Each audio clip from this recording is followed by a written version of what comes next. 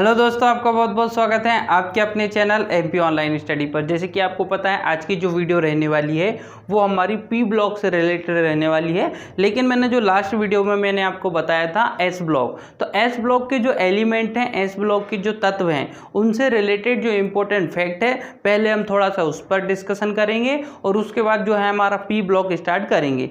P block जो है हमारा 2 वीडियो में कंप्लीट हो पाएगा, क्योंकि पी ब्लॉक में आपको देखने को मिलेगा कि बहुत सारे ग्रुप देखने को मिलते हैं, इसलिए वो एक वीडियो में पूरा कवर नहीं हो पाएगा, क्योंकि उनसे रिलेटेड बहुत सारे फैक्ट जो हैं एग्जाम में पूछ लिए जाते हैं। तो यहाँ पर हम क्या करने वाले हैं कि अभी हम जो है एस ब्लॉक के इंपॉर्टेंट फैक्ट जो रहे हैं एस ब्लॉक में वो डिस्कशन कर लेंगे, छोटा सा रहेगा 15 मिनट का, और उसके बाद जो है हमारा पी ब्लॉक स्टार्ट कर देंगे। तो स्टार्ट करते हैं। सबसे पहले एस ब्लॉक की हम बात करते हैं, और ऑलरेडी मैं आपको बता चुका था कि एस ब्लॉक को किस तरीके से याद करना है। एस ब्लॉक में कौन कौन से ग्रुप आते हैं? एक समूह पहला आता है आपका, एक ग्रुप पहला आता है, और एक जो समूह है ग्रुप जो है वो सेकंड आता है। 2 ग्रुप आते हैं आपके इस ब्लॉक में। तो पहले ग्रुप को याद करने का मैंने आपको बताया था फॉर्मूला, कैसे याद करेंगे आप? है ली ना की रफ से फरियाद, ये इस तरीके से याद करना बताया था मैंने आपको कि आप उसको किस फॉर्म में याद करेंगे, है ली ना की रफ से फरियाद। इससे अगर आप याद करेंगे तो आपको आसान तरीके से वो याद होने वाला है ना। सबसे पहले आप लिखेंगे एच, मतलब है ली ना की, है ना, रब से, सी एस लिखना है, सी एस से फरियाद। ठीक है, ये हो जाएगा है ली न की रब से फरियाद। ठीक है, तो ये काम यहाँ से हो गया। अब मैं इसके नाम लिख देता हूँ। एच मतलब क्या होता है? एच मतलब होता है हाइड्रोजन। एच मतलब क्या होता है? हाइड्रोजन। एल आई मतलब क्या होता है? लिथियम। एल आई मतलब क्या होता है? लिथियम होता है। ठीक है, और एन ए मतलब क्या होता है? एन ए मतलब होता है सोडियम। क्या होता है? सोडियम होता है। के मतलब होता है पोटेशियम। क्या होता है? पोटेशियम। के का मतलब क्या होता है? के सिंबल होता है किसका? पोटेशियम का, है ना, पोटेशियम। तो यहाँ पर के मतलब पोटेशियम हो जाएगा। आर बी मतलब होता है रुबेडियम। रुबेडियम, रुबेडियम क्या हो गया? आर बी हो गया। सी एस मतलब सीसियम होता है, इसको क्या बोलते हैं हम? सीसियम। क्या कहेंगे हम इसको? इसको हम नाम रखेंगे सीसियम। ठीक है, फिर उसके बाद आता है आपका एफ आर। एफ आर मतलब फ्रेंसियम होता है। क्या होता है? फ्रेंसियम, है ना। एफ आर मतलब क्या होता है? फ्रेंसियम होता है। तो इस तरीके से ये नाम आपको याद रखना है। अब इसकी छोटी छोटी विशेषता है वो मैं आपको बता देता हूँ। जैसे कि यहाँ से आप याद रख सकते हैं सोडियम की, सभी की नहीं याद रखना है, जो मैं आपको बता रहा हूँ बस उसी की याद रखिए। सभी की वैसे भी नॉर्मली आती भी नहीं है और इतनी इम्पोर्टेंट भी नहीं है। यहाँ पर आप सोडियम की याद रखें, और एक आप जो हैं सोडियम की याद रख सकते हैं इसके अंतर्गत, और एक आप जो हैं वो रुबेडियम की भी याद रख सकते हैं। 2 आप यहाँ पर याद रख सकते हैं। अब सोडियम की बात करें तो सोडियम को क्या किया जाता है? सोडियम को मिट्टी के तेल में रखा जाता है। सोडियम को केरोसिन में रखा जाता है। सोडियम को किस में रखा जाता है? मिट्टी के तेल में रखा जाता है ना। क्यों रखा जाता है ये आपको पता होना चाहिए। रखा जाता है क्योंकि ये वायु से क्रिया कर लेता है। क्या कर लेता है ये? सोडियम Na क्या करता है? वायु से क्रिया कर लेता है, एयर से क्रिया कर लेता है ना, और जलने लगता है। क्या होने लगता है? जलने लगता है। इसके कारण हम इसको किस में रखते हैं? इसको जो है हम मिट्टी के ऑयल में रखते हैं, मिट्टी के तेल में रखते हैं। ठीक है, तो ये केवल आपको इस पूरे सीरीज में ये वाली बात याद रखना है कि सोडियम जो है उसको मिट्टी के तेल में रखा जाता है। और क्यों रखा जाता है? क्योंकि ये जल्दी से वायु से क्रिया कर लेता है, और जब वायु एयर से क्रिया करता है तो क्रिया करने के बाद ये क्या होने लगता है? जलने लगता है। तो यहाँ पर आपको बस इस सारे चीज़ में ये याद रखना है। हाइड्रोजन को आवारा तत्व कहा जाता है।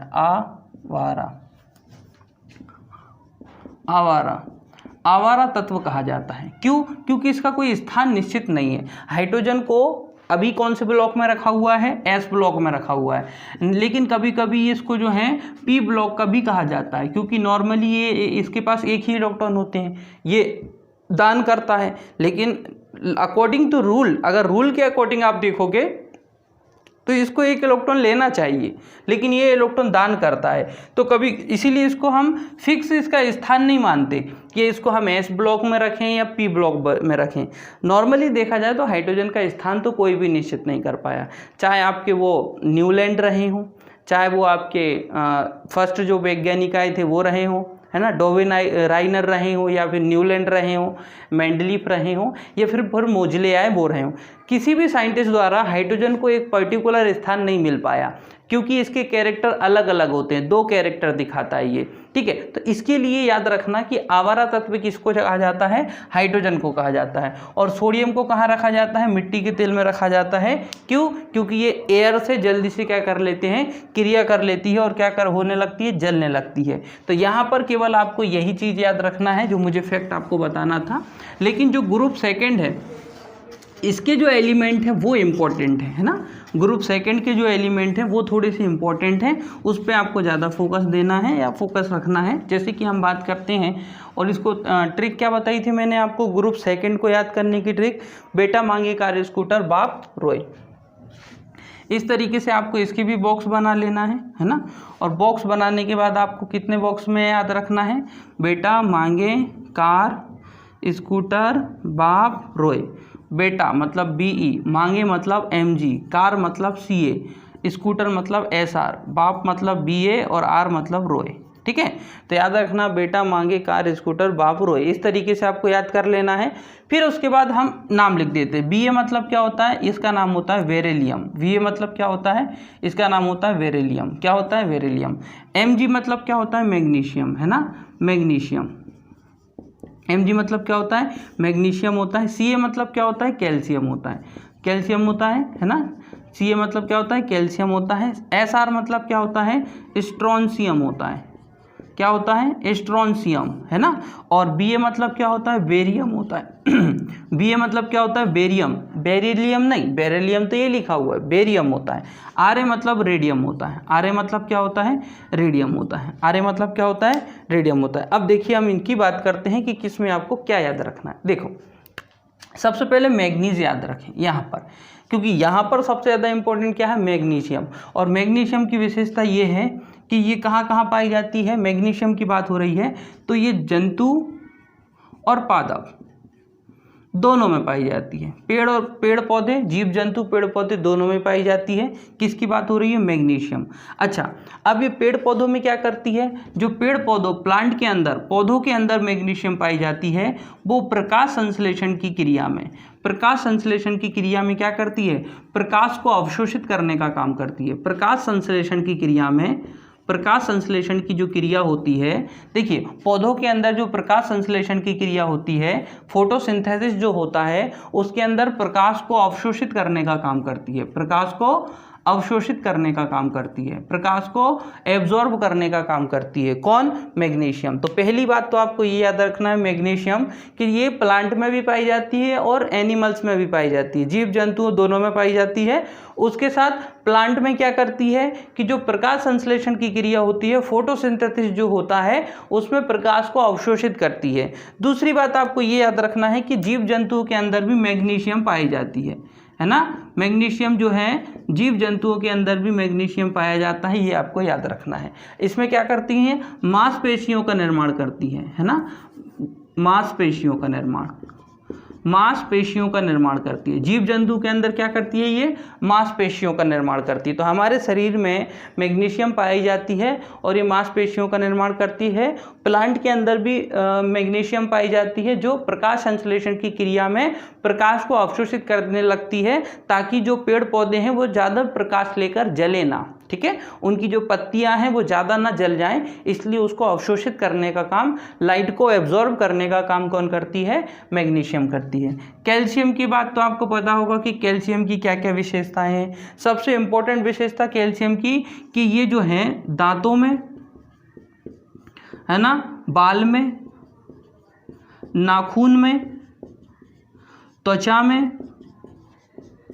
ठीक है, उसके साथ ही साथ हड्डियों में पाई जाती है ना, पाई जाती है। और हमारे शरीर में पाई जाने वाली दूसरी विशेषता, हमारे शरीर में पाई जाने वाली सबसे बड़ी, हमारे शरीर में पाए जाने वाला सबसे बड़ा तत्व है खनिज तत्व, है ना, खनिज तत्व। हमारे शरीर में पाए जाने वाला सबसे बड़ा खनिज तत्व है। तो हमारे शरीर के जो दांत होते हैं, बाल होते हैं, नाखून होती है, त्वचा होती है, हड्डियाँ जो होती हैं, है ना, इसमें क्या पाई जाती है? तो इसमें पाई जाती है आपकी कैल्शियम, Ca, कैल्शियम पाया जाता है। लेकिन ये हमारे शरीर में पाए जाने वाला सबसे बड़ा खनिज है, सबसे बड़ा खनिज तत्व पाया जाता है कैल्शियम। तो प्रश्न अगर पूछा जाए कि हमारे शरीर में सबसे बड़ा खनिज कौन सा पाया जाए, सबसे ज़्यादा मात्रा में कौन सा खनिज पाया जाता है? सबसे ज़्यादा मात्रा में, है ना, सबसे ज़्यादा मात्रा में, है ना, क्वांटिटी में अगर हम बात करें तो हमारे शरीर में सबसे ज़्यादा क्वांटिटी में जो खनिज पाया जाता है वो कौन सा है? वो कैल्शियम है। ठीक है, दांतों में होता है, नाखूनों में होता है, बाल में होता है, हड्डियों में होता है। ठीक है, ये तो इंपॉर्टेंट है कि हड्डियों में और दांतों में क्या पाया जाता है? आपका कैल्शियम पाया जाता है। तो यहाँ पर आपको ये चीज़ याद रखना है। इसके बाद बात करते हैं हम स्ट्रोंशियम की। किसकी बात कर रहे हैं हम? स्ट्रोंशियम की। स्ट्रोंशियम क्या करता है? तो स्ट्रोंशियम जो है वो एक मिश्र धातु बनाता है। क्या बनाता है? मिश्र धातु बनाई जाती है इससे। अब मैं बताऊंगा आपको बाद में कि मिश्र धातु क्या होती है, लेकिन इससे क्या बनाई जाती है? पहली विशेषता याद रखना, स्ट्रोंशियम से क्या बनाई जाती है? मिश्र धातु बनाई जाती है। और एक चीज और याद रखना कि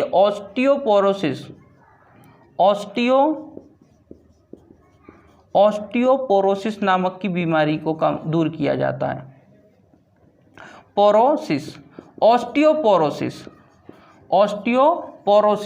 ऑस्टियोपोरोसिस नाम की बीमारी को दूर किया जाता है, उसके इलाज में इस्तेमाल की जाती है स्ट्रोंशियम। तो स्ट्रोंशियम एक मिश्र धातु है और मिश्र धातु होने के साथ साथ ऑस्टियोपोरोसिस नामक बीमारी में इसका इस्तेमाल किया जाता है। फिर बात करते हैं हम रेडियम की। किसकी बात करते हैं? रेडियम की। तो रेडियम की खोज जो की गई थी वो किसके द्वारा की गई थी? मैडम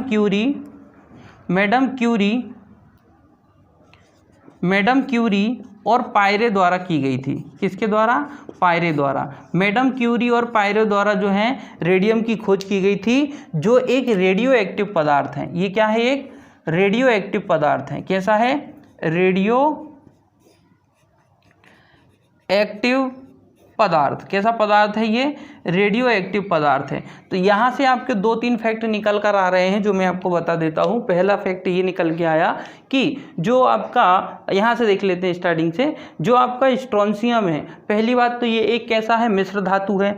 दूसरी यहाँ से बात निकल आई कि ऑस्टियोपोरोसिस नामक की जो बीमारी होती है उसके इलाज में किसका इस्तेमाल किया जाता है? स्ट्रोंशियम का किया जाता है। रेडियम की हम बात करें तो मैडम क्यूरी और पायरे द्वारा इसकी क्या की गई थी? डिस्कवरी की गई थी, खोज की गई थी, जो कि एक रेडियो एक्टिव पदार्थ है। ठीक है, रेडियो एक्टिव क्या है? पदार्थ है। कौन? रेडियम। तो यहां से जो जितने भी मैंने आपको बताए हैं, चाहे वो मैग्नीशियम हो, कैल्शियम, स्ट्रोंशियम, रेडियम, यही इंपॉर्टेंट है। मैग्नीशियम की बात तो आपको पता है कि मैग्नीशियम जो है प्लांट में भी पाया जाता है, एनिमल में भी पाया जाता है, और पौधों के अंदर इसलिए पाया जाता है मैग्नीशियम ताकि जो लाइट है वो अगर प्लांट के अंदर ज़्यादा जाती है तो पौधे जले ना, पौधों को जलने से बचाने के लिए ही जो है मैग्नीशियम उसमें पाई जाती है। हमारे शरीर में भी मैग्नीशियम होती है, लेकिन ये क्या करती है? मांसपेशियों के निर्माण में काम करती है। फिर कैल्शियम की बात करें तो कैल्शियम सबसे ज़्यादा अगर आप देखोगे तो हमारे दांतों में और हड्डियों में पाया जाता है। हालांकि हमारे हड्डियों में फास्फोरस भी होता है, वो हम आगे डिस्कशन करेंगे, तो वो भी आपको याद रखना है। दांतों, बाल, नाखून, त्वचा और हड्डियों में क्या पाया जाता है? कैल्शियम पाया जाता है। सबसे बड़ी मात्रा में कौन सा खनिज पाया जाता है हमारी बॉडी में? तो सबसे बड़ी मात्रा में जो खनिज पाया जाता है वो कैल्शियम है। तो ये कुछ फैक्ट थे जो मैंने आपको बताए हैं। बाकी ये तो आपको लिखा हुआ पर्टिकुलर नोट्स में मिल जाएगा। और आप हमारे नोट्स कहाँ से निकाल सकते हैं? बार बार हम डिस्कशन कर चुके हैं कि आप हमारे जो टेलीग्राम ग्रुप है MP ऑनलाइन स्टडी, उसको आप सर्च कीजिए, या सर्च नहीं कर सकते हैं अगर आप टेलीग्राम पे, तो फिर इस वीडियो के डिस्क्रिप्शन में उसकी लिंक मिल जाएगी। डायरेक्टली अगर आप लिंक पर टच करेंगे तो आप हमारे ग्रुप पर पहुंच जाएंगे। वहां आपको ग्रुप को ज्वाइन करना है। जैसे ग्रुप को आप ज्वाइन करेंगे तो आपको सारी PDF मिल जाएंगी। PDF को आप डाउनलोड भी क्या कर सकते हैं वहाँ से। ठीक है, तो ये सारी चीज़ें आप वहाँ टेलीग्राम पर आपको प्रोवाइड करवा दी जाएगी। उसी के साथ इस वीडियो के, आज के वीडियो का जो टेस्ट रहेगा वो इस वीडियो के डिस्क्रिप्शन में मिल जाएगा, तो वहाँ से आप टेस्ट लगाएं। कितने मार्क्स आते हैं वो आप कमेंट करके ज़रूर बताएं। तो अब हमारा S ब्लॉक एलिमेंट स्टार्ट कर देते हैं, सॉरी P ब्लॉक एलिमेंट हम यहाँ से क्या कर रहे हैं, स्टार्ट कर रहे हैं पी ब्लॉक एलिमेंट। और पी ब्लॉक एलिमेंट में ग्रुप देख लेते हैं कौन कौन से ग्रुप होते हैं, कौन कौन से समूह पाए जाते हैं। तो सबसे पहला तो आपका 13वां, 14वां, 15वां, 16वां, 17वां और 18वां, ये ग्रुप जो हैं किस में पाए जाते हैं, ये पाए जाते हैं पी ब्लॉक में। लेकिन आज हम सभी पर डिस्कशन नहीं करेंगे, टाइम के अकॉर्डिंग देख लेंगे, जितना भी डिस्कशन हो जाएगा वो आज हम कंप्लीट कर देंगे। देखिए सबसे पहले हम बात करते हैं पी ब्लॉक, यहाँ पर बना देते हैं कि इस तरीके से आपको पी ब्लॉक में एलिमेंट देखने को मिलेंगे, ठीक है। और इस तरीके से आपको ग्रुप देखने को मिलेंगे। और कितने ग्रुप हैं वो तो आप जानते हैं, beryllium, boron, carbon, nitrogen, oxygen, fluorine और नियोन, ठीक है। तो इस तरीके से ग्रुप इसमें बटे हुए हैं। ये ग्रुप नंबर 13 है, ये ग्रुप नंबर 14 है, ये ग्रुप नंबर 15 है, ये 16 है, ये 17 है और ये 18 है। तो सबसे पहले हम पहला ग्रुप देख रहे हैं, यहाँ पर पहले ग्रुप की बात करते हैं। तो पहले ग्रुप को बनाने का तरीका भी मैं आपको बता देता हूँ कि किस तरीके से आप पहला ग्रुप बना सकते हैं, ठीक है। देखिए पहला ग्रुप के लिए आपको क्या करना है, बैगन, आलू, गाजर, इन, थैला, इस तरीके से आपको याद रख लेना है। बैगन, आलू, गाजर, इन, थैला, ये आपको याद करने का तरीका बता रहा हूँ। इसके बाद आप जो हैं एक नया जो एलिमेंट है इसके अंदर जो ऐड किया गया है नया एलिमेंट, वो आपको याद कर रखना है। और वो जो एलिमेंट है वो है नियोनियम। नियोनियम करके एक नया एलिमेंट इसमें ऐड किया गया है। तो नियोनियम नाम याद रखना, क्योंकि ये प्रश्न पेपर में पूछा जाएगा कि जो ग्रुप 13 है उस ग्रुप 13 में जो नया एलिमेंट जोड़ा गया है उस एलिमेंट का नाम बताइए। तो आंसर क्या आ जाएगा आपका, नियोनियम। तो सबसे पहले हम इसी ग्रुप की बात करते हैं। जितने ग्रुप कंप्लीट हो जाएंगे उसके बाद हम नेक्स्ट की बात करेंगे। तो ग्रुप को इसकी बात हो रही है हमारी, यहाँ पर समूह 13 की बात हो रही है। समूह 13 पर जो है हम डिस्कशन करते हैं। और इसको याद करने की ट्रिक कौन सी है, अभी मैंने बोला है यहाँ पर बैगन, आलू, गाजर, इन, थैला, बैगन, आलू, गाजर, इन, थैला, बैगन, आलू, गाजर, इन, थैला, इससे आपको याद रखना है। और जब आप ये ट्रिक लिख लेंगे तो उसके बाद यहाँ पर सिंबल बना लेंगे। कैसे बनाएंगे वो देखिए। सबसे पहले बी से क्या बन जाएगा, बैगन से क्या बन जाएगा, बी बन जाएगा। आलू से क्या बन जाएगा, AL बन जाएगा। और गाजर से क्या बन जाएगा आपका, GA बन जाएगा। इन से तो इन ही रहने देंगे आप, है ना। और थैला से आप TH रहने दें। थैला से क्या याद रहने दें, TH। वो उसको आपको थैला मतलब TH याद रखना है, इन से इन ही याद रखना है। बस एक नई चीज़ और याद रखना है आपको, NB मतलब नियोनियम, क्योंकि ये नया एलिमेंट है इसलिए उसको अलग तरीके से याद करना पड़ेगा, ठीक है। तो ये तो ट्रिक से आपको याद कर लेना है। अब ट्रिक से याद करने के बाद आपको ये सारणी भी बना लेना है। किस तरीके से बनी हुई है वो, पहली ग्रुप नंबर 13 वो हम यहाँ बना देते हैं। ये है आपका बैगन, ये है आपका आलू, ये है आपका गाजर और ये इन, और ये क्या हो गया, TH मतलब थैला, और ये हो गया आपका नियोनियम। और ये जो नियोनियम है ये नया है ना, ये खोज हुई है इसकी, तो ये भी याद रखना। अब इसके नाम भी मैं आपको बता चलता हूँ। ये क्या है आपका, बोरॉन, ये नाम इसका क्या है, बोरॉन, ठीक है।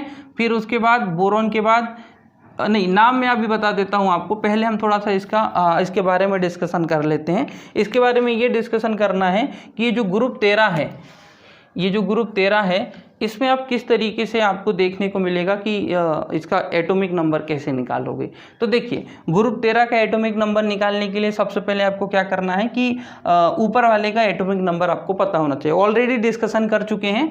जैसे कि ये जो है आपका ऊपर बोरॉन कितने नंबर पर होता है, 5 नंबर पर होता है।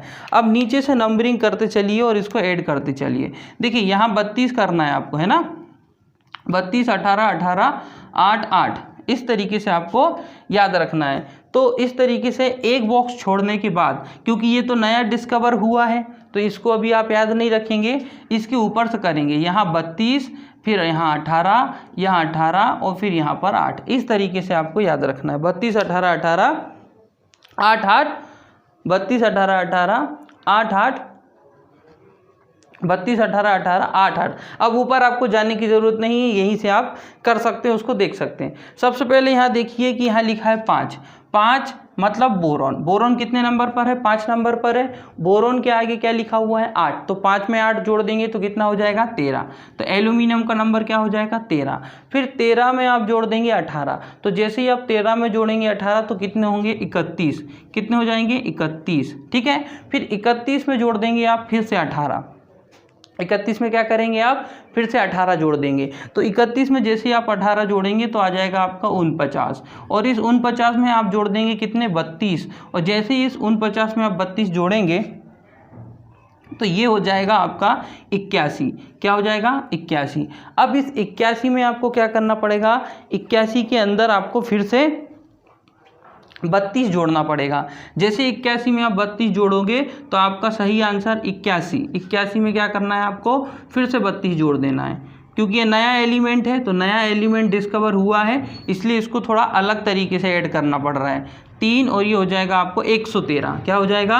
113। ठीक है। तो क्योंकि यहाँ पर आपको क्या करना पड़ रहा है? एक नया फॉर्मूला लाना पड़ रहा है, एक बार और 32 जोड़ना पड़ रहा है, तो ये आपका नया फॉर्मूला बन जा रहा है। क्योंकि ये तो नया एलिमेंट डिस्कवर हुआ है, इसलिए थोड़ा सा जो फॉर्मूला हमने बनाया है वो आगे पीछे हो रहा है, बट कोई दिक्कत नहीं है। 32 32 18 18 8 भी याद रख सकते हो आप, क्योंकि वो तो सभी के लिए काम करेगा ना, आप कभी सभी के लिए काम करेगा। तो 32 32 18 18 8 ये फॉर्मूला यहाँ से याद रख सकते हैं।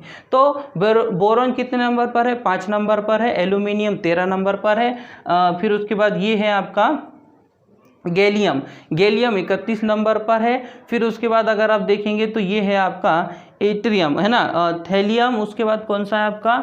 इंडियम। सॉरी, ये क्या है आपका? इंडियम है, और ये आपका थैलियम है। ये इंडियम है और ये क्या है आपका? थैलियम है। और लास्ट जो है वो आपका नियोनियम है। लास्ट कौन सा है? नियोनियम है। तो यहाँ नाम लिख देते हैं ताकि कन्फ्यूज़न बार बार ना हो। ठीक है। सबसे पहले हम बात करते हैं पहले का नाम क्या है? बोरॉन। पहले का नाम क्या है? बोरॉन। फिर सेकंड की बात करते हैं। सेकंड का नाम क्या है? एल्यूमिनियम। क्या है? एल्यूमिनियम, है ना, एल्यूमिनियम। फिर उसके बाद थर्ड, इसका नाम है गैलियम। क्या नाम है इसका? गैलियम। क्या नाम है? गैलियम। फिर है इंडियम। क्या नाम है इसका? इंडियम। इसका नाम क्या हो जाएगा? इंडियम। और लास्ट वाले का क्या हो जाएगा आपका? इसका अभी जो मैंने बताया आपको, ये इसका लास्ट वाले का नाम हो जाएगा आपका थैलियम। लास्ट वाले का नाम हो जाएगा थैलियम।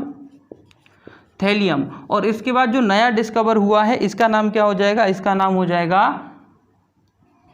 नियोनियम। नियोनियम। अब ये नियोनियम नाम याद रखना है, क्योंकि नया डिस्कवर हुआ है तो ये एग्जाम में पूछा जा सकता है। ठीक है। तो यहाँ से एटॉमिक नंबर सभी की निकाल लिए और यहाँ से मैंने नाम बता दिए। बी मतलब बोरोन होता है, ए मतलब एल्यूमिनियम होता है, जी मतलब जो है गैलियम होता है, एन मतलब जो है इंडियम होता है, TH मतलब जो है थैलियम होता है, TI है यहाँ पर, TH नहीं है, TI मतलब थैलियम होता है, और NH मतलब क्या होता है? नियोबियम होता है। अब इसके बाद जो है हम देख लेते हैं कि इसको P ब्लॉक में रखा है। ये पूरा कौन सा ब्लॉक है आपका? P block. तो इनको P ब्लॉक में ही क्यों रखा हुआ है? बाकी ब्लॉक अदर किसी ब्लॉक में भी तो हम इसको रख सकते हैं, P ब्लॉक में ही क्यों रखा है? तो उस पर डिस्कशन कर लेते हैं। देखिए, ये तो आपको ट्रिक है याद करने की, तो ये तो आप याद कर सकते हैं, नोट्स भी इसको कर लेना, बाद में आपको ये मिल जाएगी। अभी हमारा काम ये है कि हमको ये निकालना है P ब्लॉक है और इनकी संयोजकता। जैसे लास्ट वीडियो में क्या किया था, हमने ये बताया था कि इसको S ब्लॉक में क्यों रखा है, और उसके साथ मैंने आपको ये बताया था कि उनकी बैलेंसी कितनी होती है। तो वो दो चीज़ें यहाँ पर क्लियर करना जरूरी है। हाँ, तो सबसे पहले हम इसमें देख लेते हैं, स्टार्टिंग में ही सबसे पहले बोरॉन की बात कर लेते हैं। बोरॉन कितने नंबर पर है? 5 नंबर पर है। कितने नंबर पर है? 5। मतलब बोरॉन के पास कितने इलेक्ट्रॉन है? बोरॉन के पास 5 इलेक्ट्रॉन है। कितने इलेक्ट्रॉन है? 5 इलेक्ट्रॉन है। तो इन 5 इलेक्ट्रॉन को अब हम अफबाउ के नियम के अकॉर्डिंग भरेंगे। अब आप बोलोगे सर अफबाउ का नियम तो ये था आपका 1s 2s 3s 4s 5s 6s, 2p 3p 4p 5p 6p, 3d 4d 5d 6d, 4f 5f 6f। इस तरीके से हमने ये फॉर्मूला बनाया था। ठीक है। तो अब हम उसके हिसाब से भरेंगे। इसको देखते चलेंगे और यहाँ फिल करते चलेंगे। आपके पास ऑलरेडी होना चाहिए क्योंकि कल मैं आपको बता चुका हूँ। बोरॉन सबसे पहले क्या मिलेगा मुझे 1s, तो 1s को कितने इलेक्ट्रॉन दे देंगे हम 2 इलेक्ट्रॉन दे देंगे। फिर क्या मिलेगा मुझे 2s, तो 2s को कितने इलेक्ट्रॉन दे दिए जाएंगे 2 दे दिए जाएंगे। 2s के बाद मुझे मैं आगे चलूंगा तो क्या मिलेगा 2p, क्या मिलेगा 2p, और 2p में कितने इलेक्ट्रॉन दिए जाएंगे केवल एक ही इलेक्ट्रॉन जाएगा क्योंकि हमारे पास कितने इलेक्ट्रॉन है टोटल 5 इलेक्ट्रॉन में से 2 इलेक्ट्रॉन आपने यहाँ दे दिए, 2 इलेक्ट्रॉन आपने यहाँ दे दिए, तो P में कितने इलेक्ट्रॉन दिए जा सकते हैं बस 1 इलेक्ट्रॉन, तो यहाँ P में 1 इलेक्ट्रॉन दे दिया। अब मैं अगर आपसे पूछूं कि बोरॉन में कितने इलेक्ट्रॉन है तो आप बोलोगे सर बोरॉन में 5 इलेक्ट्रॉन है। कितने इलेक्ट्रॉन है 5 इलेक्ट्रॉन है। लास्ट वाला अंतिम इलेक्ट्रॉन कहाँ गया तो आप बोलोगे अंतिम ये है, क्योंकि 2 यहाँ गए 2 यहाँ गए तो अंतिम ये है। अंतिम कहाँ गया, अंतिम इलेक्ट्रॉन जो है वो किसके अंदर गया, अंतिम इलेक्ट्रॉन गया P के अंदर, है ना। तो किसी भी तत्व का अंतिम इलेक्ट्रॉन जिस कक्ष में जाता है वो उस कक्ष का इलेक्ट्रॉन या तत्व कहलाता है। जैसे कि बोरॉन का अंतिम इलेक्ट्रॉन कहाँ गया P, इसीलिए तो इसको P ब्लॉक का एलिमेंट कहते हैं, P ब्लॉक का तत्व कहते हैं, तभी तो हमने उसको P ब्लॉक में रखा है। तो ये सारे के सारे कौन से P ब्लॉक के कहलाते हैं क्योंकि उनके अंतिम इलेक्ट्रॉन कहाँ जा रहे हैं P ब्लॉक में। दूसरा एल्यूमिनियम वाला देख लेते हैं, कौन सा देख लेते हैं एल्यूमिनियम। देखिए एल्यूमिनियम की बात करें तो एल्यूमिनियम कितने नंबर पर होता है 13 नंबर पर होता है, मतलब इसके पास कितने इलेक्ट्रॉन है 13 इलेक्ट्रॉन है, ठीक है। तो 13 इलेक्ट्रॉन है। आगे हम बात करते हैं इसको फिल करने की। सबसे पहले क्या आएगा 1s, 2 इलेक्ट्रॉन दे देंगे, 13 है टोटल हमारे पास, है ना। फिर आएगा 2s को भी 2 इलेक्ट्रॉन दे दिए जाएंगे। फिर आएगा 2p, और 2p को कितने इलेक्ट्रॉन दे दिए जाएंगे 6 इलेक्ट्रॉन दे दिए जाएंगे। तो 1s को 2 इलेक्ट्रॉन दे दिए, 2s को 2 इलेक्ट्रॉन दे दिए, 2p को 6 इलेक्ट्रॉन दे दिए, टोटल कितने हो गए 10 इलेक्ट्रॉन हो गए। 2p के बाद आता है 3s, तो 3s को कितने इलेक्ट्रॉन दे दिए जाएंगे 2 दे दिए जाएंगे। 3s के बाद आता है 3p, और 3p के पास एक ही इलेक्ट्रॉन जाएगा क्योंकि हमारे पास टोटल इलेक्ट्रॉन कितने हैं 13। अब 13 में से 2 यहाँ गए, 2 यहाँ गए, 6 यहाँ गए, तो हो गए 10 और 2 हो गए 12, और एक कितना हो गया आपका 13। लेकिन मैं आपसे पूछूं कि अंतिम इलेक्ट्रॉन कहाँ गया, तो आप बोलोगे सर अंतिम इलेक्ट्रॉन तो 13वां है। तो मैं पूछूं कि 13वां इलेक्ट्रॉन कहाँ गया, तो आप बोलोगे 13वां इलेक्ट्रॉन P में गया। कहाँ गया P में, क्योंकि ये पहला दूसरा तीसरा चौथा ये 8 तक हो गए, 10 हो गए, ये 2 12 हो गए, ये है 13वां जो अंतिम इलेक्ट्रॉन था वो गया P में। कहाँ गया P में, इसीलिए हम इसको P ब्लॉक का एलिमेंट कहते हैं, इसलिए एल्यूमिनियम को P ब्लॉक में रखा गया है, ठीक है। तो इसीलिए ये भी P ब्लॉक का कहलाएगा। अब ये पूरा फॉर्मूला एक जैसा चलेगा।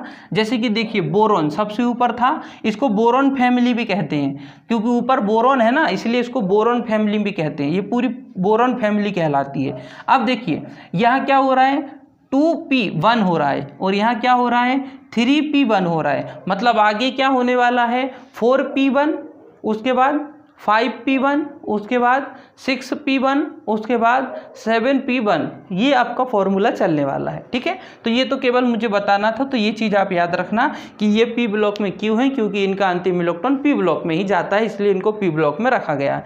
अब हम बात करते हैं कि ये इनकी संयोजकता कितनी होती है, मतलब जो आपका ग्रुप 13 है, ग्रुप 13 की संयोजकता वैलेंसी कितनी होती है वो कैसे निकाली जाती है। तो ग्रुप 13 की जो संयोजकता है वैलेंसी है वो इस तरीके से निकालेंगे आप। मैंने बताया था अष्टक पूर्ण होना चाहिए, तो अष्टक पूर्ण करने के लिए क्या करना पड़ेगा, पहले हमको बोर का नियम बनाना पड़ेगा। बोर के नियम पहले मैं एल्यूमिनियम का फिर से बना देता हूँ। एल्यूमिनियम कितने नंबर पर होता है 13, तो एल्यूमिनियम का उदाहरण ले रहा है इसलिए बना देता हूँ। 1s2, 2s2, 2p6, 3s2 और 3p1। ये किसका बना दिया मैंने एल्यूमिनियम का। इसको बोलते हैं इलेक्ट्रॉनिक विन्यास। क्या बोलते हैं इलेक्ट्रॉनिक विन्यास, इलेक्ट्रॉनिक कॉन्फ़िगरेशन इसको कहा जाता है, ठीक है। देखिए बोर ने क्या बोला था कि एक नाभिक होता है। सबसे पहले क्या बोला था बोर ने, नाभिक होता है, नाभिक के अंदर क्या क्या होता है प्रोटॉन होता है और न्यूट्रॉन होता है। फिर उसने बोला था कि चारों ओर क्या होते हैं कक्ष होते हैं, चारों ओर क्या होते हैं कक्ष। कौन से कक्ष होते हैं, यही कक्ष होते हैं S P D F, ये कक्ष होते हैं। कैसे कैसे होते हैं, ये 1s यहाँ होगा, यहाँ पर 2s होगा, यहाँ 3s होगा, ठीक है। फिर उसी तरह से एक और बना देते हैं यहाँ पर, हाँ, फिर यहाँ पर क्या होगा 4s होगा। नेक्स्ट वाला हम स्टार्ट करेंगे, बिल्कुल आप वाव के जैसे ही बनाना है। यहाँ 2p आएगा, यहाँ 3p आएगा, यहाँ 4p आएगा, ठीक है। फिर यहाँ 3d आएगा, यहाँ 4d आएगा और 4f आएगा, ठीक है। अब इलेक्ट्रॉनों को भरना स्टार्ट करते हैं। देखिए ये कहानी उन लोगों को बहुत अच्छे से समझ में आ रही होगी जिसने लास्ट वीडियो देखी है, तो पहले लास्ट वीडियो देखें फिर ये वीडियो देखें, वरना आपको कुछ भी समझ में नहीं आने वाला है, ठीक है। तो कितने एल्यूमिनियम का स्टार्ट करते हैं। 1s में कितने इलेक्ट्रॉन है 2, तो यहाँ मैंने 2 फिल कर दिए। 2s में कितने इलेक्ट्रॉन है 2 यहाँ फिल कर दिए। 2p में कितने इलेक्ट्रॉन है 6, तो 6 फिल कर दिए। 3s में कितने इलेक्ट्रॉन है तो 2 फिल कर दिए।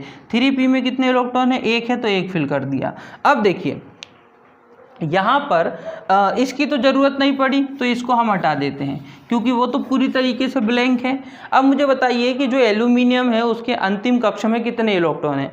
जो एल्यूमिनियम है उसके अंतिम कक्ष में कितने इलेक्ट्रॉन हैं, तो आप बोलोगे सर जो एल्यूमिनियम है उसके अंतिम कक्ष में 3 इलेक्ट्रॉन है। अंतिम कक्ष में मतलब 2 यहाँ पर है, 1 यहाँ पर, ये जो अंतिम कक्ष है, ये पहला कक्ष है, ये दूसरा कक्ष है और ये तीसरा कक्ष है। तो अंतिम कक्ष में कितने इलेक्ट्रॉन है 3 है। लेकिन अंतिम इलेक्ट्रॉन में अष्टक पूर्ण होना चाहिए। अष्टक मतलब 8, अष्टक मतलब 8, तो क्या यहाँ पर 8 इलेक्ट्रॉन है, 8 इलेक्ट्रॉन नहीं है। 8 इलेक्ट्रॉन करने के लिए इसके पास क्या ऑप्शन है, एल्यूमिनियम के पास ये ऑप्शन है कि एल्यूमिनियम किसी से 5 इलेक्ट्रॉन ले सकता है। लेकिन ये अगर किसी से 5 इलेक्ट्रॉन लेगा तो वहाँ इसको क्या करना पड़ेगा, थोड़ी सी ज़्यादा मेहनत करनी पड़ेगी। लेकिन इससे अच्छा इसके पास एक दूसरा ऑप्शन भी है, ये क्या कर सकता है कि 3 इलेक्ट्रॉनों को दान कर सकता है। अगर ये 3 इलेक्ट्रॉन को आसानी से दान कर देता है तो 3 इलेक्ट्रॉन को दान करने के बाद एल्यूमिनियम के पास कितने इलेक्ट्रॉन बचेंगे, 10 इलेक्ट्रॉन बचेंगे। कितने बचेंगे 10। और जब इसके पास 10 इलेक्ट्रॉन बचेंगे तो इसको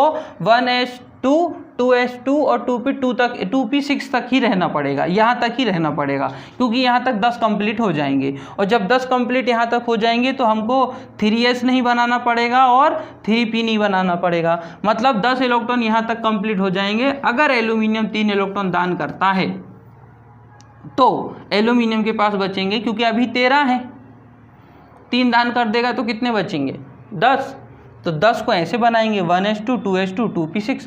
अब बताइए कि एल्यूमिनियम के अंतिम कक्ष में कितने इलेक्ट्रॉन हैं, तो आप बोलोगे सर अंतिम कक्ष में 8 इलेक्ट्रॉन है, 2 यहाँ पर है 6 यहाँ पर है, तो टोटल हो गया 8, अष्टक पूर्ण हो गया। इसको कहते हैं अष्टक पूर्ण करना, और ये सभी एलिमेंट का काम होता है ना। लेकिन ये कंडीशन कब बनी, ये कंडीशन तब बनी जब एल्यूमिनियम ने 3 दान किए। आप बोलोगे सर कि 3 दान करने से अच्छा तो 5 ले लेता, लेकिन वहाँ पे थोड़ी सी डिफ़िकल्टी होती है। किसी को दान करना आसान होता है, लेकिन किसी से इलेक्ट्रॉन लेना उसके लिए एनर्जी वेस्ट करनी पड़ती है, एनर्जी देनी पड़ती है। तो यहाँ पर बेनिफिट जो होता है वो एलिमेंट इस तरीके का व्यवहार दिखाता है। जैसे कि यहाँ पर 3 इलेक्ट्रॉनों को दान करना आसान है, 5 इलेक्ट्रॉन को ग्रहण करना मुश्किल है, इसलिए एल्यूमिनियम 3 इलेक्ट्रॉन को दान करता है, ठीक है। अच्छा, एल्यूमिनियम 3 इलेक्ट्रॉन को दान करता है, मतलब एल्यूमिनियम के ऊपर क्या लिखूंगा मैं, Al के ऊपर क्या लिखूंगा +3 क्यों लिखूंगा, क्योंकि इसने 3 इलेक्ट्रॉन दान किए, और जो दान करता है उसके ऊपर प्लस लगता है, 3 किए इसलिए 3। तो अब आप यहाँ से एक चीज़ समझिए कि एल्यूमिनियम +3 ऑक्सीकरण अवस्था दर्शाता है, मतलब इसकी संयोजकता कितनी होती है +3 होती है। अब एल्यूमिनियम की नहीं होती है, इस आवर्त के सभी तत्वों की होती है। एल्यूमिनियम की नहीं होती है, इस आवर्त के सभी तत्वों की होती है। मतलब ये जो ग्रुप 13 है, इस ग्रुप 13 के सभी तत्वों की जो है संयोजकता कितनी होगी +3। तो मैं यहाँ नॉर्मली इसके ऊपर लिख सकता हूँ, मैं कि +3 होती है, सभी की क्या होती है +3 होती है। सभी 3 इलेक्ट्रॉन दान करेंगे, चाहे वो बोरोन हो, चाहे वो एल्यूमिनियम हो, चाहे वो आपका थैलियम हो, चाहे वो इंडियम हो, है ना, कोई भी एलिमेंट हो, वो क्या करेगा 3 इलेक्ट्रॉन डोनेट करेगा, 3 इलेक्ट्रॉन दान करेगा, ठीक है। ये हो गई बात आपकी किसकी, ग्रुप फर्स्ट की। अब इसमें थोड़े से आपको चीज़ें याद कर लेना है, जैसे कि मैं यहीं पे आपको बता देता हूँ। जैसे कि एल्यूमिनियम भूपर्पट्टी पर पाया जाने वाला सबसे अधिक मात्रा का खनिज तत्व है ना। भूपर्पट्टी मतलब भूमि के ऊपर सबसे ज़्यादा मात्रा में पाया जाता है एल्यूमिनियम। क्या पाया जाता है, एल्यूमिनियम। तो याद रखना, एल्यूमिनियम की बात हो रही है। भूपर्पट्टी पे सर्वाधिक मात्रा में क्या पाया जाता है, एल्यूमिनियम पाया जाता है। ये वाला पॉइंट याद रखना, ठीक है। और थैलियम का याद रखना, थैलियम की एक अच्छी विशेषता है जो आपको याद रखनी है थैलियम के बारे में, कीटनाशक के रूप में इसका इस्तेमाल किया जाता है। कीटनाशक के रूप में इस्तेमाल किया जाता है किसका? थैलियम का। तो और ये तो नया खोजा गया है ना, न्यू खोजा गया तत्व है। तो यहाँ पर एक चीज़ याद रखना, तीनों चीज़ में याद रखना, बाकी कुछ याद करने की ज़रूरत नहीं है। एल्यूमिनियम के बारे में याद रखें कि भूपर्पट्टी पर पाए जाने वाला सबसे अधिक मात्रा का खनिज है। थैलियम के बारे में ये याद रखना है कि कीटनाशकों को मारने में थैलियम का इस्तेमाल किया जाता है। नियोनियम में ये याद रखना है कि नया खोजा गया तत्व है। तो ये तीन फैक्ट आपको याद रखना है। तो और इसी के साथ हमारा ग्रुप 13 क्या हो जाएगा? कंप्लीट हो जाएगा। ठीक है, क्योंकि यहाँ पर हमको और भी ग्रुप कंप्लीट करना है। तो अगर आपको थोड़ा बहुत प्रॉब्लम होती है तो वीडियो को आप रिवीजन करके देख सकते हैं। फिर से अगर आप वीडियो एक बार और देख लेंगे तो ज़्यादा क्लियर हो जाएगा। ठीक है, अब हम बात करते हैं इसके बाद ग्रुप 14। ग्रुप 14 की अगर हम बात करें, जो नॉर्मली कहाँ से शुरू होता है? सीताजी संघ प्रभु। उसको याद करने का तरीका क्या है? ग्रुप किसकी बात हो रही है? ग्रुप 14 की बात हो रही है। ग्रुप 14 को याद करने का तरीका क्या है? सीताजी संघ प्रभु, सीताजी संघ प्रभु, ये याद करने का ट्रिक है। सीताजी से आपको क्या करना है? देखिए, सी से एक तो आप सी बना सकते हो और एक आप सी आई बना सकते हो, एस आई बना सकते हो, दो बनाना है। सीताजी का जो सी है उससे आपको सी भी बनाना है और उससे आपको सी भी बनाना है, दो सी बनाने हैं। ठीक है, एक जो नॉर्मली ABCD वाला सी होता है वो बना दीजिए और एक जो SI वाला सी होता है वो बना दीजिए। फिर जी से क्या बनाना है? जी से GE बनाना, GE बनाना, GA मत बनाना। GA बना दोगे तो गैलियम हो जाएगा, GE बनाना है जर्मेनियम। ठीक है, फिर संघ, तो संघ के लिए बना दो SN, संघ, तो संघ के क्या बना दोगे? SN बना दोगे। और फिर प्रभु क्या है? प्रभु, तो प्रभु के लिए PB बना देना, प्रभु के लिए क्या बना देना? PB बना देना। तो इस तरीके से देखो, सीताजी संघ प्रभु में सी से सीता, तो सीताजी संघ प्रभु में सी से क्या बना दोगे? सी बना देना, और सी से क्या बना दोगे? SI बना देना। जी से GE बना देना। संघ, तो संघ से SN बना देना, प्रभु से PB बना देना। अब इसमें भी एक नया खोजा गया है, तो उसका नाम क्या है? उसका नाम है FL। क्या है? FL, नया है ये ना, जो नया खोजा गया FL। फ्लोरेनियम इसको कहा जाता है, फिलेरोनियम है ना, फिलेरोबियम है ना, फिलेरोबियम इसको कहा जाता है, फिलेरोबियम नया खोजा गया है ना। तो ये भी नया खोजा गया है जो हम यहाँ पर रखेंगे। अब हम इसको यहाँ पर फिल कर देते हैं। देखिए, ये हो गया सीताजी संघ प्रभु है ना। तो पहले क्या आएगा? सी, तो मैंने लिख दिया सी। फिर आएगा SI, तो मैंने लिख दिया SI। फिर आएगा G, तो मैंने लिख दिया GE। फिर आएगा SN, तो मैंने लिख दिया SN। फिर आएगा PB, तो ये हो गया PB। फिर आएगा FL, तो मैंने लिख दिया FL। ठीक है, अब इनके परमाणु क्रमांक ज्ञात कर लेते हैं। तो परमाणु क्रमांक कैसे ज्ञात होंगे? वही चीज़ है जो फॉर्मूला आपको दिख रहा है। कार्बन के लिए मैंने पहले वीडियो में याद करवाया था कि कार्बन से कौन से नंबर पर आता है? 6 नंबर पर आता है। तो पहले तो कार्बन के आगे लिख दो 6, क्या लिख दो? 6। अब देखो, कार्बन 6 नंबर पर आता है, कार्बन के आगे क्या लिखा हुआ है? 8। तो कार्बन में 8 जोड़ दो, मतलब 6 में 8 जोड़ दो तो कितने हो गए? 14। फिर 14 के सामने क्या लिखा है? 18। तो 14 के सामने लिखा है 18, तो 14 में जोड़ दो 18, तो हो गए 32। फिर 32 के सामने लिखा है फिर से 18, तो 32 के सामने फिर 32 में फिर 18 जोड़ दो तो हो जाएगा 50। 50 के सामने लिखा है 32, तो 50 में जोड़ दो 32 तो हो जाएगा 82। कितना हो जाएगा? 82। 82 के सामने लिखा है 32, तो 82 में जोड़ दो 32 तो कितना हो जाएगा? 114। कितना हो जाएगा? 114 हो जाएगा। तो इस तरीके से आपको इसको परमाणु क्रमांक मिल जाएंगे। किसके परमाणु क्रमांक? ये आपके सीताजी संघ प्रभु। अच्छा, ये जो सीताजी संघ प्रभु वाली लाइन है इसको हम कार्बन फैमिली भी कहते हैं। क्यों कहते हैं कार्बन फैमिली? क्योंकि ये कार्बन ऊपर है, यहाँ पर स्टार्टिंग किससे हो रही है? कार्बन से, इसलिए कार्बन फैमिली भी कहते हैं। अब इसी के साथ हम क्या करते हैं, किसी एक का एटॉमिक नंबर जो है परमाणु क्रमांक देखकर हम आपको ये बता देते हैं कि इसको पी ब्लॉक में क्यों रखा गया है। फिर हम इसमें देख लेंगे कि अष्टक नियम के अकॉर्डिंग ये कितनी इसकी संयोजकता होती है। तो पहले तो मैं ले लेता हूँ कोई एक कार्बन ले लेते हैं। कार्बन कितने नंबर पर होता है? 6 नंबर पर होता है। ठीक है, मतलब 6 इलेक्ट्रॉनों को भरना है, तो सबसे पहले क्या लूँगा मैं? 1s2 यही लेना पड़ेगा मुझे। फिर उसके बाद क्या आएगा 2s2 और फिर क्या आएगा 2p2, यही आने वाला है ना। अगर मैं आप देखोगे इलेक्ट्रॉनिक विन्यास तो सबसे पहले क्या आता है 1s, तो 1s में कितने इलेक्ट्रॉन है 2। फिर उसके बाद क्या आता है 2s, और तो 2s में भी कितने इलेक्ट्रॉन हो गए 2। फिर क्या आता है 2p, तो 2p में भी कितने इलेक्ट्रॉन हो जाएंगे 2, क्योंकि टोटल कितने इलेक्ट्रॉन है 6, तो 2 इसको देंगे 2 इसको देंगे और बचेंगे जितने वो इसको देना पड़ेगा। अब मैं आपसे पूछूं कि कार्बन का अंतिम इलेक्ट्रॉन कहाँ गया, तो आप बोलोगे सर कार्बन का अंतिम इलेक्ट्रॉन तो यहाँ पर है p में, इसलिए तो हम उसको p ब्लॉक का एलिमेंट कहते हैं, इसीलिए तो कार्बन को p ब्लॉक में रखा गया है। कार्बन को नहीं, पूरी फैमिली को, कार्बन की पूरी फैमिली को हमने p ब्लॉक में रखा है, क्योंकि पूरे तत्व जो हैं उनका अंतिम इलेक्ट्रॉन कहाँ जाता है p में जाता है, ठीक है। तो इसी तरीके से याद रखना कि कार्बन का भी अंतिम इलेक्ट्रॉन कहाँ जा रहा है p में जा रहा है, इसलिए इसको p ब्लॉक में रखा गया है। अब इनकी संयोजकता की बात कर लेते हैं, अब इनकी संयोजकता की बात कर लेते हैं। संयोजकता के लिए हम देखते हैं कि सबसे पहले संयोजकता की बात करते हैं तो सबसे पहले हम अष्टक नियम के अकॉर्डिंग कार्बन का ही देख लेते हैं। देखिए कार्बन नॉर्मली क्या करते हैं, यहाँ पर इनके पास 2 चांस होते हैं। 2 चांस कैसे वो देख ली कार्बन, या फिर हम दूसरा भी देख सकते हैं, सिलिकॉन देख लेते हैं। सिलिकॉन कितने नंबर पर होता है 14, सिलिकॉन देख लेते हैं। सबसे पहले ये हो गया नाभिक, ये हो गया आपका 1s, फिर ये हो गया 2s और ये हो गया आपका 3s, ठीक है।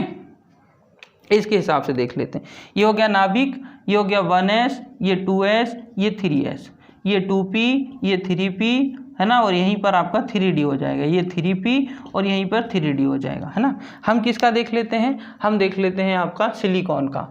ऐसा ही मतलब क्या होता है सिलिकॉन, तो यहाँ पर मैं सिलिकॉन का बना देता हूँ ताकि एक उदाहरण भी हो जाएगा और आपको समझ में भी आ जाएगा। सिलिकॉन ऐसा ही मतलब क्या होता है, सिलिकॉन कितने नंबर पर होता है 14। इलेक्ट्रॉनिक विन्यास बना लेते हैं 1s2, 2s2, 2p6, है ना, क्योंकि 2p में 6 जाते हैं। 2p6 के बाद क्या आता है 3s2 और फिर 3p2, इस तरीके से जाएंगे आपके इलेक्ट्रॉन। देखिए सबसे पहले क्या आता है 1s, 1s में कितने इलेक्ट्रॉन जाएंगे 2। फिर क्या आता है 2s, 2s में कितने इलेक्ट्रॉन जाएंगे 2। फिर क्या आता है 2p, 2p में कितने जाएंगे 6, तो हो गए टोटल 10। फिर आता है 3s, 3s में कितने जाएंगे 2, तो हो गए 12। फिर आता है 3p, 3p में तो 6 जाते हैं, लेकिन हमारे पास तो 2 बचे हैं तो हम तो 2 ही देंगे, क्योंकि टोटल 14 है हमारे पास, तो यहाँ 14 खत्म हो जाते हैं। तो p में कितने गए 2, तो अंतिम इलेक्ट्रॉन तो p में गया ना, इसलिए तो उसको p ब्लॉक का एलिमेंट कहते हैं। अब इसको यहाँ पर बनाते हैं, ठीक है। हाँ 1s कितने इलेक्ट्रॉन 2, 2s कितने इलेक्ट्रॉन 2, 2p कितने इलेक्ट्रॉन 6, 3s कितने इलेक्ट्रॉन 2, 3p कितने इलेक्ट्रॉन 2। अब देखिए मैं बोलूँ कि जो सिलिकॉन है उसके अंतिम कक्ष में कितने इलेक्ट्रॉन है, सिलिकॉन के अंतिम कक्ष में कितने इलेक्ट्रॉन है, तो आप बोलोगे सर सिलिकॉन का जो अंतिम कक्ष है ये वाला अंतिम, वहाँ 3s में 2 इलेक्ट्रॉन है 3s में, और 3p में कितने इलेक्ट्रॉन है 2, तो 3s में 2 है और 3p में भी कितने हैं 2, तो इस तरीके से होगा टोटल 4। अष्टक पूर्ण करने के लिए कितने चाहिए 8, 8 को पूरा करने के लिए 4 की कमी है, तो सिलिकॉन क्या करेगा किसी से 4 इलेक्ट्रॉन ले सकता है। अगर ये किसी से 4 इलेक्ट्रॉन ले लेता है तो इसके अंतिम सेल में कितने हो जाएंगे 8। कैसे, 2 यहाँ पर हो जाएंगे और जो 4 लेंगे वो हम p के अंदर डाल देंगे, तो p में अभी कितने हैं 2, 4 और p के अंदर अगर हम डाल देंगे तो कितने हो जाएंगे 6। तो इस तरीके से p में 6 हो जाएंगे, s में 2 हो जाएंगे, तो अष्टक पूर्ण हो जाएगा। एक इसके पास ये रास्ता है और एक इसके पास दूसरा रास्ता है कि अगर सिलिकॉन अपने 4 इलेक्ट्रॉन दान कर देता है, कितने इलेक्ट्रॉन दान कर देता है 4, मतलब 2 इलेक्ट्रॉन यहाँ से और 2 इलेक्ट्रॉन यहाँ से, अंतिम के 4 इलेक्ट्रॉन दान कर दिए। मतलब अब सिलिकॉन के पास केवल कितने इलेक्ट्रॉन है 14 इलेक्ट्रॉन नहीं है 10 इलेक्ट्रॉन है। तो उस हिसाब से 2 2 4 और 6 10, मतलब ये वाली लाइन फिर नहीं बनेगी। लेकिन आप बोलोगे सर दोनों में इक्वल हो रहा है, या तो 4 इलेक्ट्रॉन उधार ले लो या तो 4 इलेक्ट्रॉन दान कर दो, तो दोनों में ही बेनिफिट है, दोनों एक जैसा ही काम कर रहा है।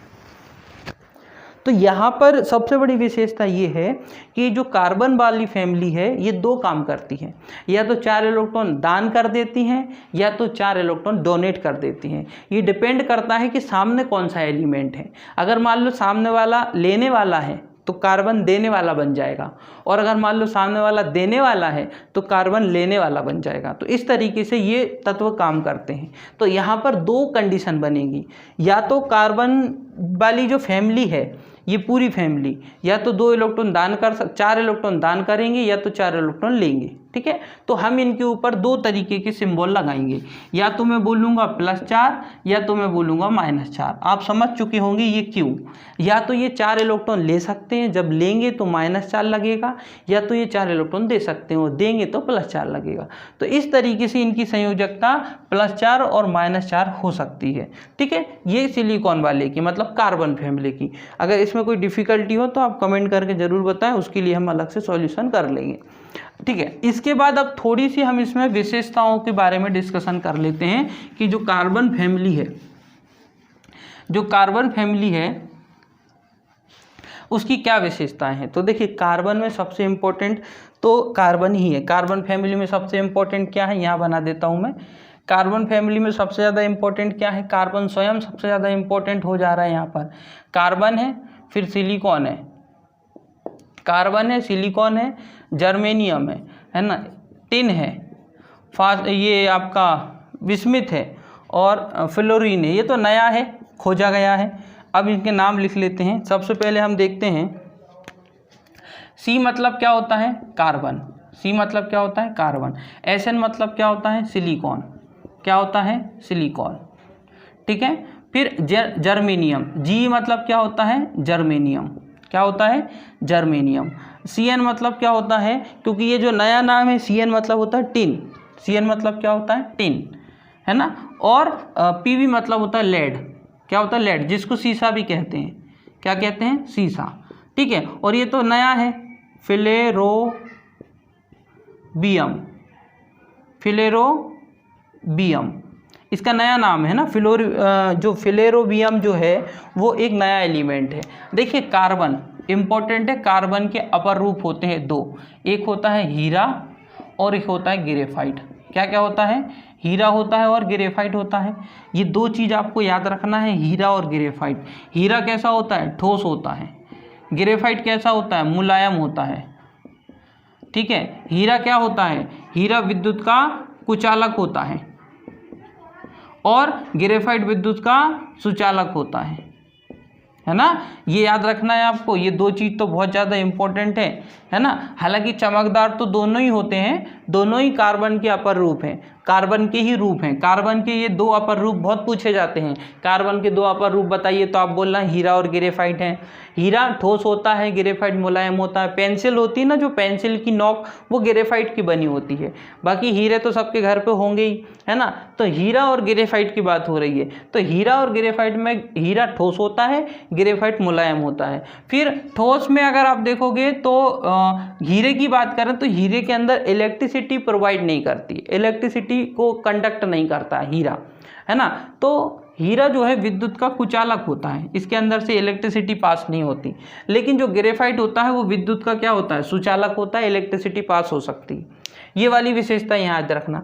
अच्छा, सिलिकॉन और जर्मेनियम दोनों से मिश्र धातु बनाई जाती है।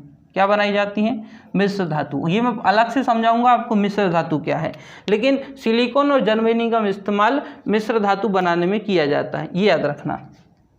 टिन भी एक मिश्र धातु है। लेड, अच्छा लेड की एक विशेषता आपको याद रखना है कि ये शरीर में जहर बनाने का काम करता है। लेड अगर आपके शरीर में पहुंच जाता है तो शरीर में क्या करता है, ये जहर बनाने का काम करता है, जहर बनाने का काम करता है लेड, सीसा जिसको बोलते हैं। और ये तंत्रिका तंत्र को प्रभावित कर देता है। तंत्रिका तंत्र, नर्वस सिस्टम, हमारे शरीर का तंत्रिका तंत्र जो होता है, नर्व सिस्टम जो होता है, उसको खराब कर देता है, ये ब्लॉक कर देता है ये। तो लेड क्या करता है, हमारे शरीर में जहर बनाने का काम करता है। लेड मतलब सीसा, हमारे शरीर में जो है जहर बनाने का काम करता है और ये हमारी बॉडी के जो नर्वस सिस्टम है, तंत्रिका तंत्र है, उसको प्रभावित कर देता है। और फिलेरोबियम की बात क्या है कि ये खोजा गया नया तत्व है, खोजा गया नया तत्व है ना, ये खोजा गया तत्व है। तो यहाँ पर आपको इतनी विशेषताएं इनके बारे में याद रखना है कि पहले तो कार्बन में ये याद रखें कि ये हीरा और ग्रेफाइट इसके अपर रूप हैं। कार्बन ठोस होता है, हीरा मुलायम होता है। कार्बन विद्युत का कुचालक है, हीरा विद्युत का सुचालक है। सिलिकॉन जर्मनी दोनों मिश्र धातु हैं, एक तो सिलिकॉन और दूसरा जर्मेनियम, दोनों मिश्र धातु हैं। इनसे मिश्र धातु बनाई जाती है। मिश्र धातु मतलब नॉर्मल जो बर्तन बनाए जाते हैं ना घर के, वो मिश्र धातुओं से बने होते हैं, तो उसी के लिए इस्तेमाल किया जाता है मिश्र धातु का। लेड की बात करें या शीशा की बात करें तो ये जहर बनाने का काम करता है बॉडी में, और ये बॉडी में जो तंत्रिका तंत्र होता है, नर्वस सिस्टम, उसको ब्लॉक कर देता है, उसको खराब कर देता है। फ्लोरीबियम जो है वो खोजा गया नया तत्व है। क्या है ये? खोजा गया नया तत्व है। तो इस तरीके से हमने पी ब्लॉक में अभी जो है ग्रुप 13 और ग्रुप 14 को डिस्कशन कर लिया। बाकी एक साथ कर लेंगे अब, है ना, 15, 16, 17, 18 इनको एक साथ डिस्कशन कर लेंगे, क्योंकि यहाँ से आपका फ्लो बन जाएगा। यहाँ तक मैं आपको बता चुका हूँ, इसके बाद नेक्स्ट वीडियो में कवर कर लेंगे।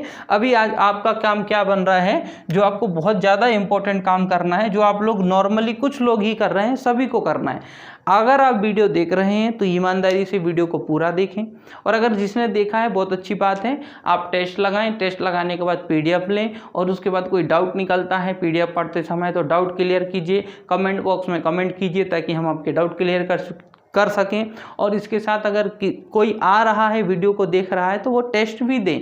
अगर आपने वीडियो देखी है तो फिर उसका रिजल्ट क्या है? उसका रिजल्ट ये है कि टेस्ट में कितने मार्क्स हैं आपके। ये डिपेंड करता है कि आपने वीडियो को कितने ध्यानपूर्वक सुना है। ठीक है, ये आपका टेस्ट बताएगा। तो टेस्ट देना जरूरी है। टेस्ट देने से आपको मार्क्स पता चलेंगे, साथ ही साथ यहाँ से जो फैक्ट निकल के आ रहे हैं वो आपको तभी याद हो जाएंगे जब आप टेस्ट देंगे। पीडीएफ के लिए मैं बता चुका हूँ कि पीडीएफ आपको कहाँ से मिलने वाली है। और इसके साथ ही साथ आपको एक इम्पोर्टेंट काम करना है, वीडियो को शेयर करना है। वीडियो को शेयर जरूर करें। अगर आपको 1% भी वीडियो अच्छी लगती है तो वीडियो को आपको फ्रेंड ग्रुप जो है, फ्रेंड सर्कल जो है, किसी भी जो है पर्टिकुलर स्थान पर आप इसको शेयर कर सकते हैं जहां एजुकेशन की ज़रूरत है, जहां इस वीडियो की ज़रूरत है। तो इसी के साथ आज की वीडियो हमारी यहीं समाप्त होती है। वीडियो अगर आपको पसंद आई हो तो वीडियो को लाइक करें, हमारे चैनल को सब्सक्राइब करें। ओके दोस्तों, thank you, thanks for watching.